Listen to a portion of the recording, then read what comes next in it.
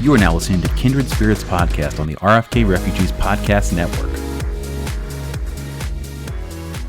Welcome in, ladies and gentlemen, boys and girls. Kindred Spirits here on the RFK Refugees Podcast Network, live here on Twitch. And if you want to watch a replay of the show, you can also check us out on Goals TV, goals.tv, goalstv.com. What's the website, John? You're the one who signed. You're the one who did all the talking. Well, unfortunately, our Spirit content is actually not on Goals TV, so you will not watch us on there. But if you want to watch our DC United content on United 96, you certainly can go to goals.tv, the app, or on their website. I did not know that. Yeah, it's a surprise. I signed the contract, so it's okay. Oh, okay. All right, everybody. Well, getting off to a fantastic start here on the show. It's late, guys. It's tired. We just, yeah. Anyway, John, how are you doing? I'm good. No complaints. No complaints. I was happy to get the opportunity to see the full complement of the Spirit come back. I think I was very excited about seeing the lineup graphic come out from the Spirit Twitter account. I mean, I knew that would be the case, but it improved my day. And we had a lot to talk about. I think that there's some good things in here for sure. Yeah. For a 1-1 draw, there's a lot of good things to take away.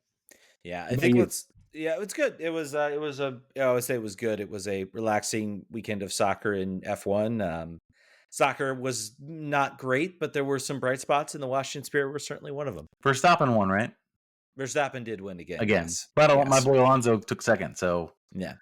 My boy Albon, because I just like pain and suffering, and decided to become a Williams driver, mostly because I liked Albon and I watched Drive to Survive. He finished 8th. He did 4 in Q4 in Q3. There we go. I am a serious F1 fan. Listen, a lot of letters and numbers going on there. It's their fault. That was a wild race. Let's get back to the Washington Spirit. Let's start talking. Before we get started, Portland Thorns jersey, yay or nay? I like it. You do? I think there's people that hate on it. I think it's one of those jerseys I think that looks better when someone's wearing it than kind of like when you see the image of it. I still think it looks like an Affliction t-shirt personally, but okay. That's my take. Think they went bold with it. I'm never going to sit here and decry when somebody goes bold with a jersey, and maybe it doesn't quite work. I mean, there are some hideous ones, but I think the hideous jerseys, like the Puma, where they had like the team name written out, like those were awful. Those were awful. And they like copy pasted as a template for most of the teams in the country or the world.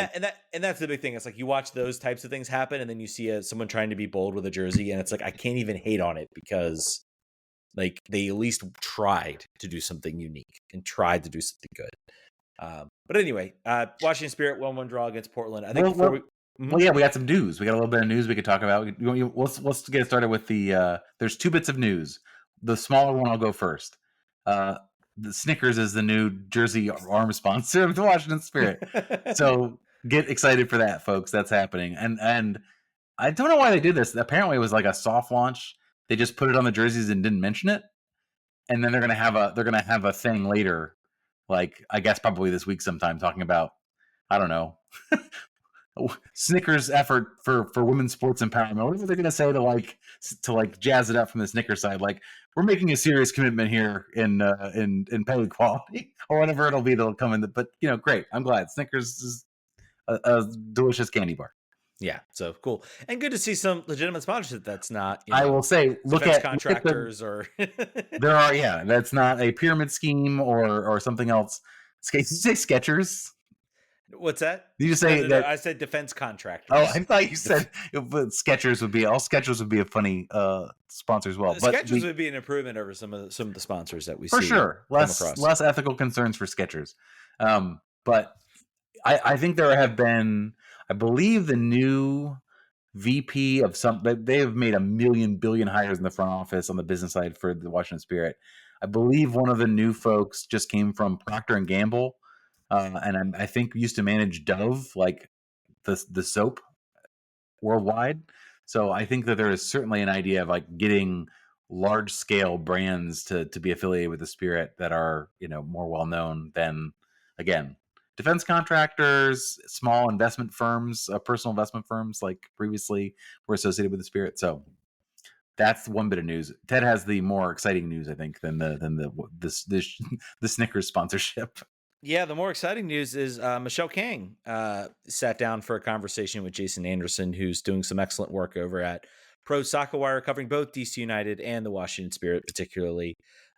Talking about sort of Michelle Kang's dropped some news about plans. Obviously, the big story coming out is the proposed training facility, which Michelle Kang has talked about. She has stated that she knows every bit of land in DC, Loudoun, DC, Fairfax, and Prince George's County, I want to say. So she seems to be hunting for a site. She says it's not easy to find a 70 acre, which it sounds like is kind of what she's targeting. And apparently had looked at the RFK Stadium site, but that is of course being held for the Washington. Sorry, I have my notes here. The Commanders. Never heard of them. What's their name this week? Yeah, never heard of them. I don't know. They apparently they play the American style of football. I don't know. They're probably not a big deal in DC. Anyway, I'm just thinking about like if this deal, like, so basically they're saying they're just kind of, they're like, look, we love that site and we'd love to talk to the city about that site, but they are pretty much making it clear, well, we want to see what the Commanders want to do first. So kind of like a half joke, she was like, well, we need to see what the Commanders decide, and then we will and then we'll go in and maybe we'll take a look at the site. I'm just imagining like the reaction from certain members, like certain male dominated members of the fan base, that if it doesn't get done, and then the Washington Spirit training center, which I would love, by the way, for it to be at that RFK Stadium site, if that gets built out there, the amount of angst that would come from certain people would be just absolutely hilarious. I hope it happens personally. It would be awesome. Be amazing. I think you would think they could do both, right? 70 acres is a lot, but I guess the idea is that the Commanders, should they take over that space, will want all of it. They'll want like a similar deal that the DC United got, where they have ancillary development rights around the site. So that would be probably the challenge, I guess. But yeah, no, I would say it won't happen. We'll see. I know the team is using DC's training facility. I look forward to them building an amazing training facility that maybe DC decides they want to use down the road. Could happen. But yeah, so the team is looking for that. I think there wasn't really much out there. They're also looking, I think Lyon also came up, which is also the European team that she now owns. Apparently looking I think for a more equitable deal. They apparently struggled to get attendance out. I think they play at Lyon's stadium, but they've played to crowds of 1,500 or fewer. So she's looking for a more smaller, more intimate facility that I think would fit maybe a little bit more of for what their attendance would be. I feel like I didn't know that information. Yeah, I feel like that sort of information would have had me not buy that particular franchise, because that roster is star-studded. Like it is, and if they're having that sort of draw problems, and you are like, you can't. It's not like they just need to get better players. Like, that's done. Well, John, we're seeing what certain sections of Europe decide and certain federations of Europe want to do to their world champion international teams. Were I a potential purchaser of a women's football club, I would say, where might else I go? Where might I go where this is not the problem? But maybe there's nowhere. Maybe that's the problem. I mean, we'll see. Maybe there's a connection out there. I don't know. I think that is the more interesting thing that has come about in this purchase. I would say, from an interest perspective, reading that, you're kind of like, is she going to care more about Lyon than she will about the Spirit? I would say right now the Spirit are probably drawing better and more attention based on what we've seen from there. So I think the Spirit will definitely be the bigger team in this area, for sure.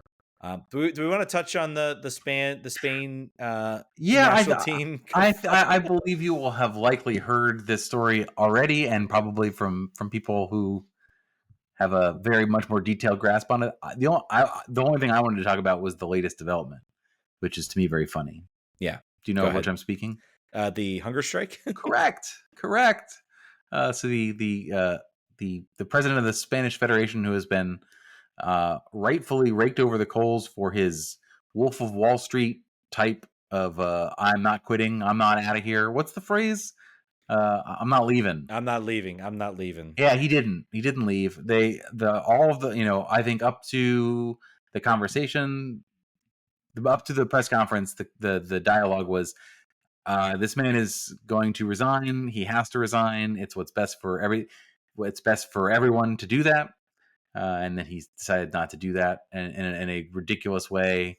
Just really, we don't bring politics in a show. Just very Trumpian, unfortunately, like a textbook.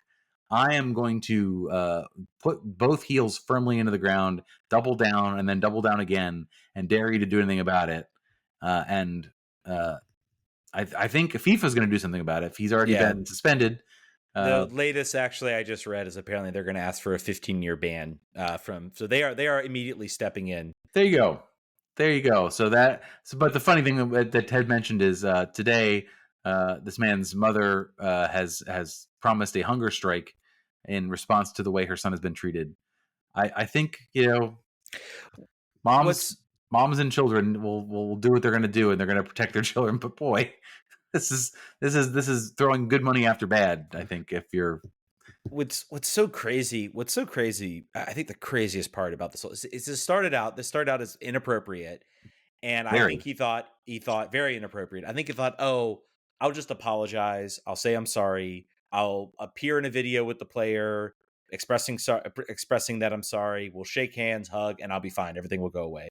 And the players are emboldened by the power that they have now that they are world champions. Like, no, absolutely not. That was inappropriate, maybe very uncomfortable. The entire world outside of Spain and Spanish politics and Spanish football were like, this is awful, this is terrible. They're speaking out. And I think he actually started to feel threatened. Like, oh my gosh, I could actually lose my post here. Never mind, she's a liar, she's terrible. Just scrapping at anything he can. Going after is apparently having the Spanish Football Federation release a breakdown of the whole incident to apparently prove 100%, claiming also that Jenni, I think it's I forget her last. What's that? Hermoso, thank you. Had apparently lied 3 times. I think that's what like his cousin or something said in an interview. It was like, oh no, she's changed her story 3 times. When in fact he's referring to the statement that the Spanish Football Federation put out without her knowledge, and then acting like that's a change of statement. I mean, this story is wild. It's also horrible. Like it's so terrible. And I talked about it last week, but it's almost grown to this grotesque awfulness that this is just like, this one man has basically sucked away the entire attention from what should be a celebration of the Spain national team winning the championship. All of that's out the window. It's like all out the window now. No one's like, it didn't even happen. Yeah, it's all around this one man, this one person throwing a temper tantrum. I feel so horrible for the players. Have had to step up. They have said they are not going to play until he's gone. Funny enough, the coach, who's under so much comment, was the only person not included in this. There were other people in the coaching staff. We'll see how that goes. The craziest thing that came out was apparently the Spanish Football Federation. I think they backed down on this, but they basically asked UEFA to ban them from club competitions, as it's like for what would happen to the president. And I could just see the Barcelonas, the Real Madrids, the Villarreals of the world doing the what is it? The video from Fresh Prince of Bel-Air, where it's like, we, and then just laughing and saying we. You're like, no, absolutely not. You are not taking away what amounts to half our paycheck. Just crazy, wild stuff. I don't know if there's any more we could say about it. No, he sucks. I think he could have. I think if he had apologized in a completely serious and full-throated way, he had a prayer of being able to like ride it out. But boy, he lit that boat on fire. This is some crazy self immolation that's going on here, and he deserves it. Yeah. And I hope they clean house. I hope that the players stick to their guns. It is to your point, you said it before, it's like the World Cup already didn't even happen. Yeah. This is the entire story, and that is a ridiculous situation and a horrible thing. If I were, a Spanish fan, I would just be beside myself. I love that the players, the Spanish men are getting behind it. Not as universally as I'd like. Basically, this guy's a clown. I'm embarrassed to be affiliated with this, and he should go. I wish it were all of them, but I mean, I just say just talk about a way. I think maybe they're not as behind it, but once the Spanish president started talking about banning all the clubs from European competition, I could imagine the storming that all those executives did at the amount of money they would lose if that actually happened. like no one was. If this was the U.S., no one's gonna kill themselves for Sunil Gulati. No one's gonna sacrifice their future for any of these people, for Sidney Parlow Cone. It's not gonna happen. Sorry, you guys. No. We will find a new FA president. It's not too hard. We can shop around. You are certainly replaceable. Sorry. Wow, let's get to some positive news. Let's get to some positive stories. Let's talk Washington Spirit. 1-1 draw against the Portland Thorns. John, good result, bad result? Good result.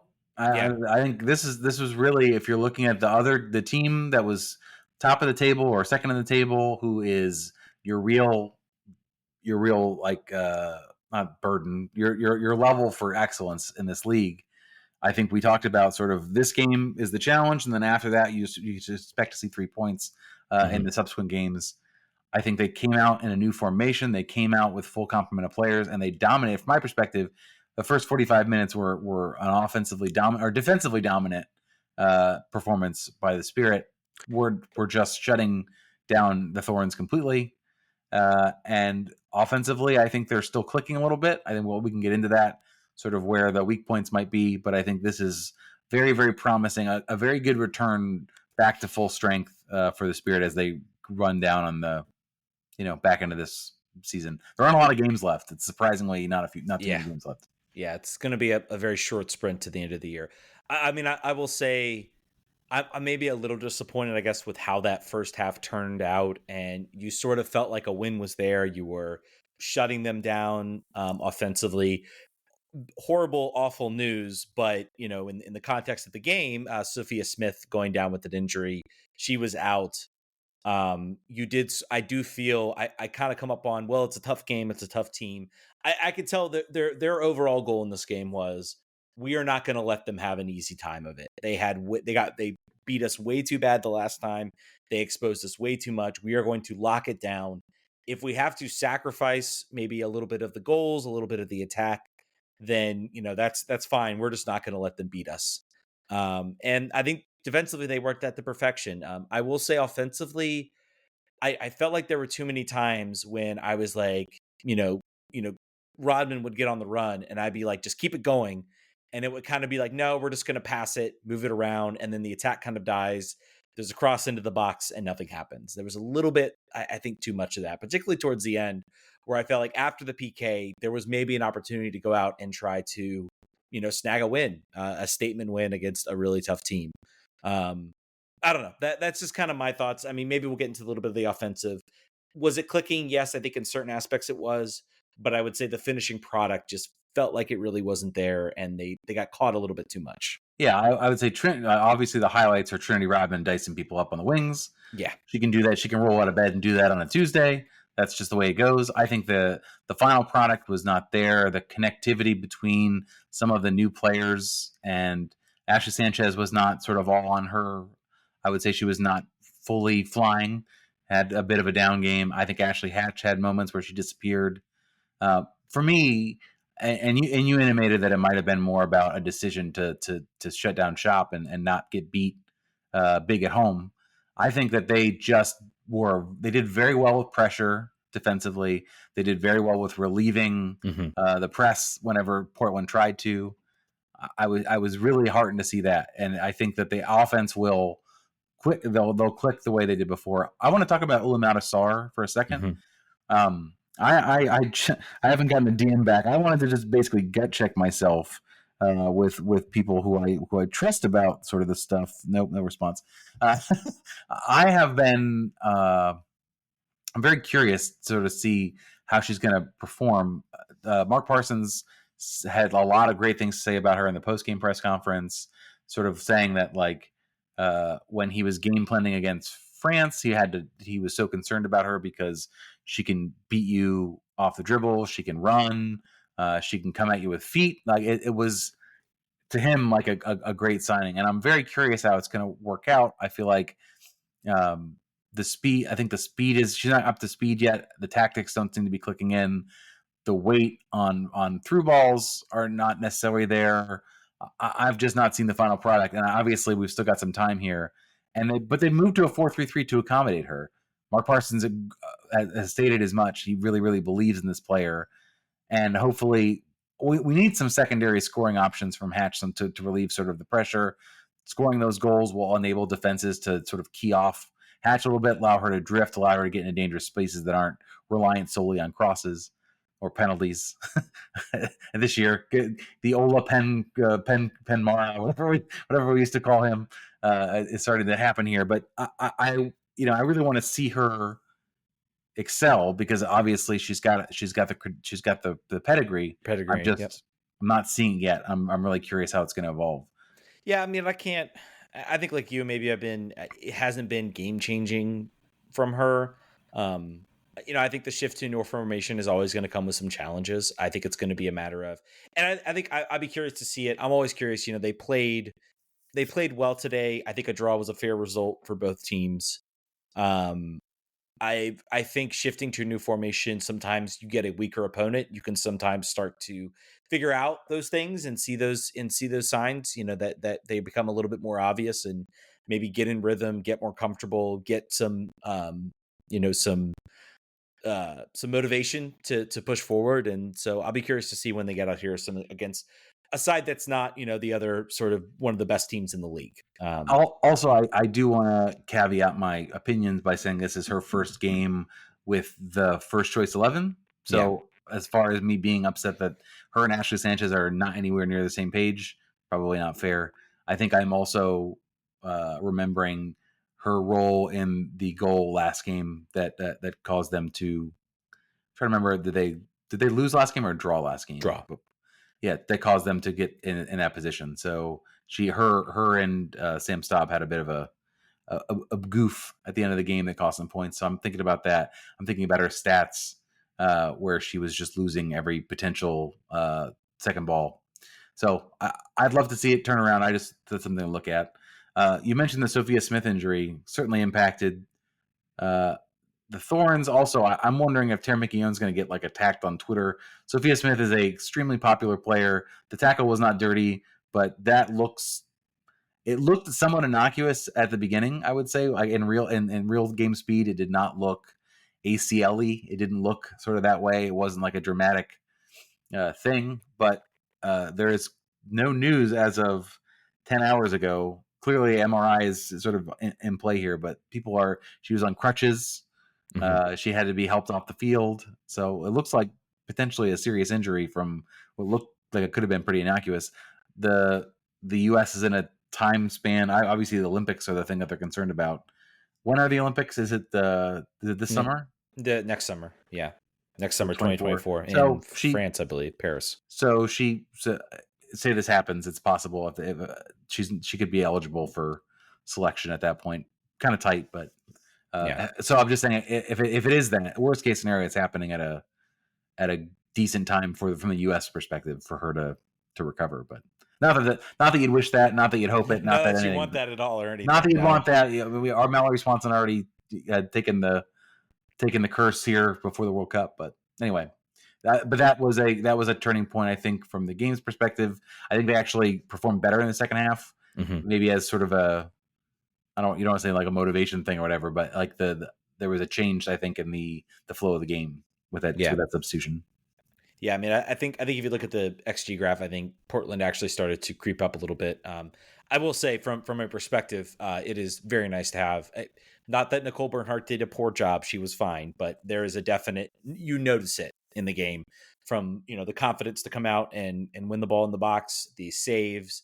They nearly, I think, snuck one in, and I thought Kingsbury did well to get behind it. So definitely, a nice to have her back in the game, and I think she kept this game pretty she kept the game very close, and certainly you could tell that there was a difference in the box with her presence in there over some other players. So certainly welcome to have her back. The goal, I think, was just I think they lose the ball in the middle of the field. It's a really nice pass. Splits, I think maybe you could argue Mikione, and I can't remember the other defender who was that. May have been Carl out there on the right. I'm trying to remember, but they kind of right get would have been caught. Bailey probably. Oh, Bailey. Sorry, you're right. They kind of get caught. I think a little bit not really knowing who's maybe marking. Maybe one's thinking the other's marking. It's a really nice ball regardless. They split. They get the goal. I think at that point, you're maybe thinking, man, what a disappointing draw. But, I kept thinking, okay, I think they're going to get another chance here. And they do get it. I wanted to go back and look at who played that ball. It was a really wonderful ball over the top that finds Rodman, who makes that cross all the way from the defensive half of the field. And they don't mention it on the broadcast who plays that ball, but I would really like to look up and see who that was. But excellent ball from the defensive line over the top, finds Rodman. Cross comes in. Let me talk about this a little bit, because I think there are some. So there is the handling law is a mess. Let's be clear, it's still a mess. It's always been a mess. In my estimation, what the referee sees there, I forget the player. I think it's is it Coffee that goes up, I believe, who gets the penalty called on her. She goes up. Yes, the ball hits her leg, strikes her hand. She is also going up with her arms already in an unnatural position. You don't get bailed out just because your arms are up. You don't just get bailed out just because it goes off your foot. If she was swinging at the ball, kicking the ball, lunging for something, she can go up and still get her leg up with her arms not as far out as they were. Hits her hand. I think it's the right call. They looked at it for a while for sure on the VAR. I think it's the right call. They get the pen. They score the pen. They get the draw. Maybe there's an opportunity to go out there and maybe take the win. I think that was maybe when I noticed. I was like, okay, I know you got a draw here, but I think it was Rodman got in space, got the dribble, and then she kind of like maybe tries to make a move towards the box and then says, never mind, I'm just going to play it around. And they kind of pass it around a little bit, and then a cross goes in and nothing happens. So I was kind of like, okay, you could do this. Come on. So Pool reporter answer from the referees. The question was, on the penalty kick call, was the foul handling or push? Answer, handling. Question 2, if the foul was handling, did the deflection off of Mengi's impact the decision? Answer, no. So they were going with the economy of answering here with the 2 words for 2 questions. And we'll see. I think there will be a review from VAR on that. But I think the overall gist of what I'm getting in here is, yes, it goes off her leg, hits her arm, but her arms are in a very much an unnatural outstretched position. You don't just get bailed out just because it goes off your leg. The leg to the arm is meant to prevent like a defender trying to the spirit of it is a defender trying to clear the ball, mishits it, and then it happens to strike his arm. Like, you just don't want that to suddenly become a PK. It's still a mess of a rule. I think there's ways you could change it. One rule would be stop making it PKs. Draw a line from one end of the 18-yard box out across where the penalty spot is, and then the ball just goes right out there for a direct free kick. And that's how you fix that issue. I think that is, if I'm talking about one rule change that might come, I think penalties will only be called on Dogso situations in the box, and that'll be it. So anyway, and then maybe we make it a 35-yard penalty shootout. There you go. I'm supportive. I there has been a lot of like extra time to penalties immediately, like Leagues Cup feedback. Mm-hmm. People being like, this rules. America has never been one to not listen to consumer opinions if it makes them more money. Just, you never know. I would say, I think extra time is okay when it's like a semifinal or a final. I think if you reserved it for that, and I think especially for some of these tournaments, it's like there's so many games that you're asking to put players through. That extra 30 minutes really starts to stack up. So I don't know. That's certainly something. But then you look at the Cincinnati Miami game for the U.S. Open Cup. That was a great extra time. Like, extra time as a whole can provide some entertainment. It's not just like 30 minutes and then directly to PKs. So it can be. Like, I think finals have a reputation for being dour. Mm-hmm. For a lot of everybody basically just wanting to go to PKs. It's like, never mind. You know what? We've made it this far. Right. No one wants to screw it up in extra time. So exactly. So Spirit next game is against the Red Stars next Sunday at home. Mm-hmm. You got it. That's 3 points. That has to be 3 points. I think it will be. I think the way that things are shaping up here, that is likely the Red Stars are having another bad go of it this year for reasons understandable, with Mallory Swanson laid up and also not a lot of inbound player movement. But I would imagine, unless we hear anything else going on this week, I imagine you see the same lineup roll out there again next week. Probably same formation, because again, that formation change was not about the Thorns. It was more about getting Saar on the field with Rodman and with Hatch. So probably going to see that again. Yeah, and big news on the Red Stars front, which I don't think we covered. They have new owners that apparently are coming in. Wow. The ownership group. I can't remember I had to go back and look at the situation, but the current owner has sold the team. I think rightly that was well past date of expiration. It's been well known that he is not the. We obviously talk about the Ronnie Dyla situation. And just in general, there's been a lot of complaints about him as sort of an owner and how much he's willing to spend on accommodations. I think there was an excellent story out there about how, like, I think the player, like, you had a player was traded to Chicago and basically had to live in, like, I think I want to say Becky Sauerbrun's house. Like, they had no accommodation that was set up or available for her to use. It was like, oh, you're going to Chicago, and you called the office and it's like, well, where am I going to stay? Oh, we don't have that. Figure it out. Sorry. That's so like sounding like MLS in 2002 situation. Yeah, relying on a national team player to do that. I'll have to go find that story and maybe put it in the show notes. To go look for it. They've got money; they'll figure it out. Exactly. All right, I think that's gonna do it for this week of Kindred Spirits, guys. Again, check us out on Patreon.com. Get the full access to the shows. Definitely, your support helps us support and watch the show. Thank you guys so much for listening. We will catch you guys next week. Vamos.